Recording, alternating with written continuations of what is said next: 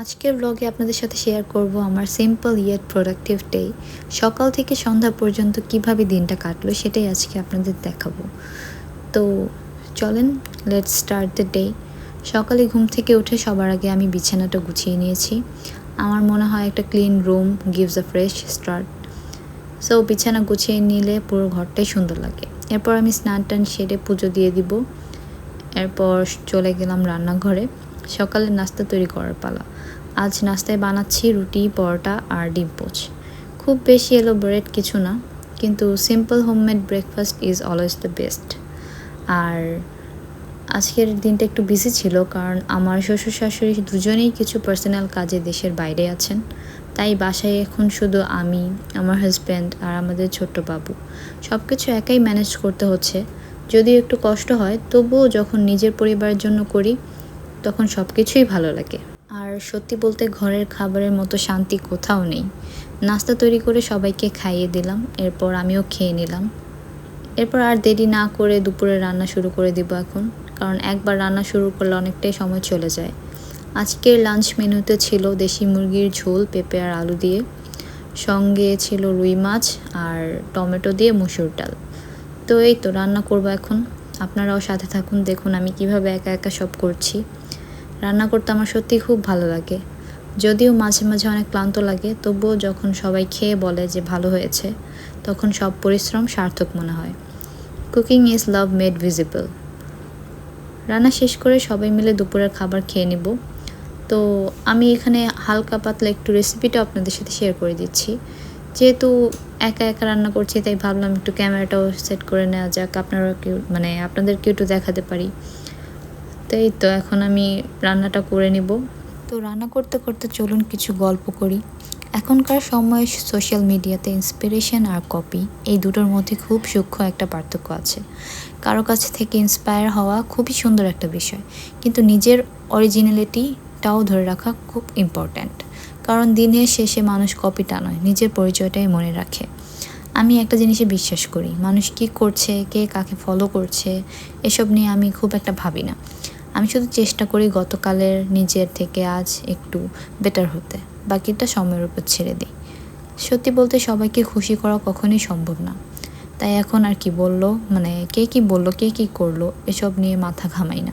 Focus on your self, এটাই এখন আমার পলিসি। একটা কথা এখন সবসময় মনে রাখি, ফুল কখনো অন্য ফুলের সঙ্গে কম্পিটিশন করে না, সে শুধু নিজের সময় ফুটে। মানুষের জীবনও ঠিক তেমনই। আজকাল সোশ্যাল মিডিয়াতে অনেক ট্রেন্ড আসে আবার চলে যায়, কিন্তু একটা জিনিস কখনো পুরনো হয় না, নিজের অরিজিনালিটি। আমি মনে করি অন্যের মতো হওয়ার চেষ্টার চেয়ে নিজের মতো থাকাটা অনেক সুন্দর, কারণ being original never goes out of style. তো মানুষ যদি আপনার কাছ থেকে ইন্সপায়ার হয় সেটা ভালো ব্যাপার, কিন্তু নিজের একটা আলাদা পরিচয় তৈরি করতে পারাটাই আসল achievement. So B inspired but don't lose your self.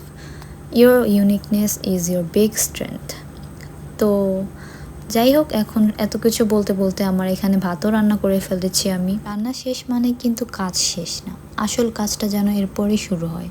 থালা বাসন ধোয়া, রান্নাঘর গুছানো, চুলা পরিষ্কার, সব মিলিয়ে ভালোই সময় লেগে যায়। আমি সবসময় চেষ্টা করি দিনের কাজ সেদিনই শেষ করে রাখতে, কারণ পরের দিনের শুরুটা যদি পরিষ্কার একটা রান্নাঘর দিয়ে হয়, তাহলে মনটাও অনেক ফ্রেশ লাগে। অনেকে শুধু রান্নার ভিডিওটাই দেখেন, কিন্তু এর পেছনে যে কতটা পরিশ্রম থাকে সেটা হয়তো সবসময় চোখে পড়ে না।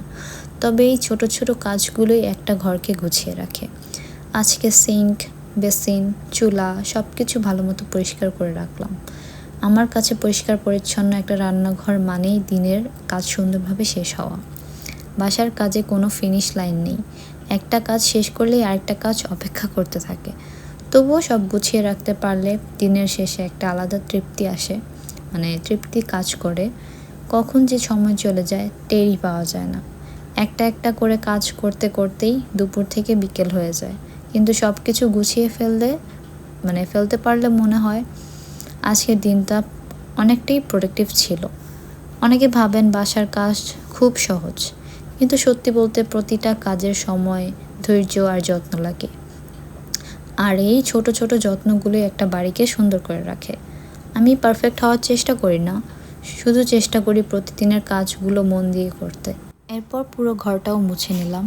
সব কাজ শেষ করতে করতে শরীরটা একটু ক্লান্ত হয়ে গিয়েছিল, তাই ভাবলাম একটু পাওয়ার ন্যাপ নেওয়া যাক। একটু ঘুম থেকে উঠে নিজেকে অনেকটা ফ্রেশ লাগছিল। এরপর জমে থাকা কাপড়গুলো সুন্দর করে ভাঁজ করে গুছিয়ে রাখলাম। ছোট ছোট এসব কাজই আসলে সারাদিনের একটা বড় অংশ নিয়ে নেয়।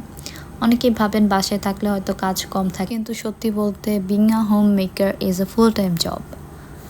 একটা কাজ শেষ না হতে আরেকটা কাজ অপেক্ষা করে থাকে। তো দেখতে দেখতে সন্ধ্যা হয়ে গেল। সন্ধ্যায় আর ভারী কিছু বানাইনি, বাইরে থেকে পাস্তা এনেছিল আমার হাজব্যান্ড, তো সেটাই খেয়ে নিয়েছি। তো আজকে অনেক কথাই বললাম আপনাদের সাথে। আর আজকে ব্লগটা একটু বড়, আশা করছি সবাই পুরো ব্লগটা দেখবেন আর কেমন লেগেছে জানাবেন। Thank you so much for watching. Take care, stay safe and see you in my next blog. আর ব্লগটা ভালো লেগে থাকে লাইক কমেন্ট শেয়ার করতে ভুলবেন না। টাটা।